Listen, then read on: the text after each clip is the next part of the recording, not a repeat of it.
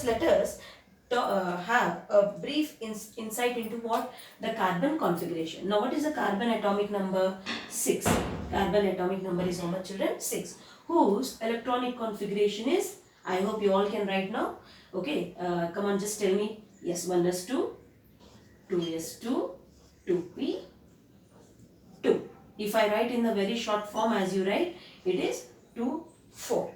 Isn't it, children? So you see now, the valence shell has how many, valence shell has how many electrons? 4 electrons.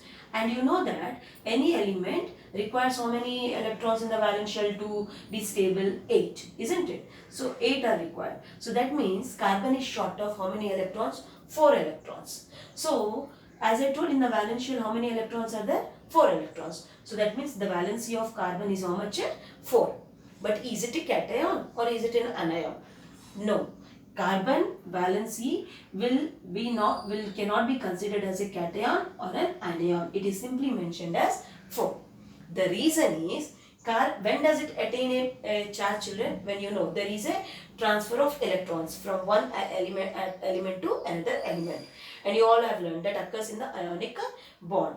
But carbon has a unique ability. It will result, or it will prefer to form covalent bond.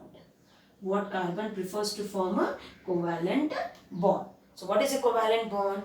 When it is a bond formed by the sharing of the electrons. We'll talk about it in our next session. Okay, children. But let us now talk about what? Carbon. So as I told, carbon has how many valence electrons? 4. So now what happens? Let us see what are the possibilities if suppose it was a cation or a anion. So now if suppose carbon was plus 4. In order to attain stability, it could have donated 4 electrons. So when it donates 4 electrons, it will attain the helium configuration, which is a stable configuration. If suppose carbon wants to give 4 electrons, it is highly impossible. The reason is, since carbon is very small in size, because carbon atomic number is 6. So that means it has only how many shells? 2 shells, which is a small size. So due to the small size, the carbon cannot readily give off its electrons. For that, a high amount of energy is needed. High energy is required to pull the bond. Okay, so to pull the electron. So the carbon doesn't prefer to give the electrons because energy consumption. Then come to the other state. If suppose it was minus 4, in the sense it will accept 4 electrons. But then again, as I told, carbon is of very small size. Okay, children. And we know that the electrons have a tendency to be attracted towards the nucleus. So what happens when 4 electrons are taken? It cannot hold on to the electrons. The new electrons hold on to new electrons. So it makes it very difficult for the carbon to either donate electrons or either accept the electrons. And all because of what? Because of its small size. But then, interestingly, this very small size is making the carbon to form numerous compounds due to its bonding with other elements. Okay, children. So now, what it does? So since it has 4 electrons which it neither can give nor it can take, it will prefer to do what? To share. So thereby, when it is sharing, it is resulting in what? A covalent bond. And remember, children, carbon has a maximum of how many electrons? 4. That means maximum covalent bonds can be formed by carbon element.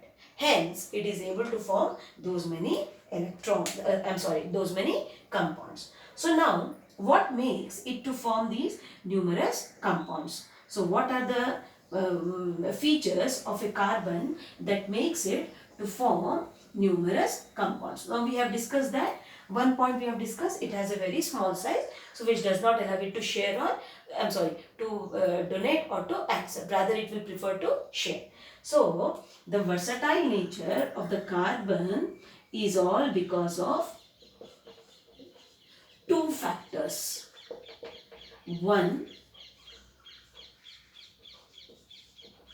the property of catenation, and the other the property of Tetra Valency. Now, what do you mean by catenation? As I told, carbon can combine with itself, isn't it? To form long chains, circular chains, isn't it? Branched chains. So, thereby what happens? It is able to self-combine with itself. Why? Because these are of very small size, which readily can form a very strong bond. So, the self-combining capacity of an atom is only termed as what, children? Catenation.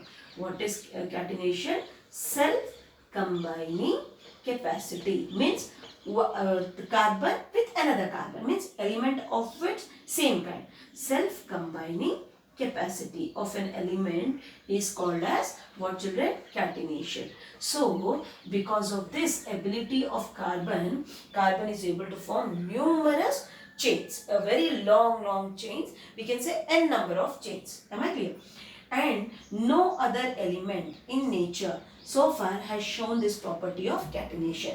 You have only one exception of what, silicon, but it is only up to the capacity of 8. Okay, so it is way behind the carbon, where carbon can go with 100 carbons with itself, 100 carbon elements, 1000 carbon elements. Clear, children?